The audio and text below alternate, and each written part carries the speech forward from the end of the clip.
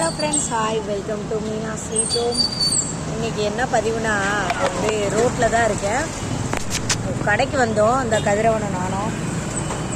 அப்படியே சரி ஒரு வீடியோ போடலான் தான். ஒரு முக்கியமான பதிவு என்னன்னு கேளுங்க. நிறைய இடத்துல இப்போ எல்லாரும் நாய் வளர்க்குறாங்க. இந்த கூட ஒரு அம்மா வச்சுட்டு நிற்கிறாங்க. நான் பார்த்தோன்னே தான் எனக்கு ஞாபகம் வந்துச்சு. நாய் வளர்க்குறவங்க எல்லாரும் கொஞ்சம் கவனமாக வளங்க. அதாவது உங்களுக்கு பிடிச்சிருக்கு, உங்களோட சந்தோஷம், அது உங்களோட சுயமான ஒரு இதுக்காக வளர்க்குறீங்க, ஆசைக்காக. ஆனால் இப்போ வந்து ரேபிஸ் அதிகமாக பாதிச்சிட்ருக்கு நிறைய குழந்தைங்க. நான் ரீசெண்டாக ஒரு வீடியோ பார்த்தேன். அப்பாவோட மடியிலே, அதாவது அந்த பையன் வந்து நாய் கடிச்சதை அவங்க அப்பா கிட்ட சொல்லவே இல்லை. ஆனால் ஏதோ அவனுக்கு நாய் பிகேவ் பண்ணுற மாதிரி பண்ணோடனே டாக்டர்கிட்ட கூட்டு போகிற வழியில் ஆம்புலன்ஸ்லேயே அவங்க அப்பா மடியிலே படுத்து செத்துட்டான். சரிங்களா?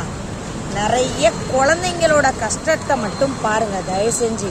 அந்த குழந்தைங்க எவ்வளோ பாதிக்கப்படுறாங்க, இதெல்லாம் கொஞ்சம் பார்த்துட்டு தயவு செஞ்சு நாய் வளர்க்குறவங்க சேஃப்டியாக பார்த்துக்கோங்க. அடுத்த குழந்தைங்களெல்லாம் பாதிக்கிற அளவுக்கு வச்சுக்காதீங்க. அவங்க குழந்தைய எவ்வளோ அழகாக எவ்வளோ கஷ்டப்பட்டு வளர்க்குறாங்க. அந்த குழந்தைக்கு வலியெல்லாம் கொடுக்குறோம் பார்த்தீங்களா, அதெல்லாம் பார்த்து நடந்துக்கோங்க. ஓகே ஃப்ரெண்ட்ஸ், இது வந்து எல்லாத்துக்குமே உபயோகமாக இருக்குன்றக்காக தான் இந்த பதிவு போட்டேன். ஏன்னா ரீசெண்டாக கேள்விப்படுறது டெங்கு காய்ச்சல் வந்திருக்குன்னு சொல்லி. ஆனால் அதோடு சேர்ந்து இந்த ரேபிஸ் அதிகமாக வருது, நாய் கடிச்சதுனால வருதுன்னு தான்.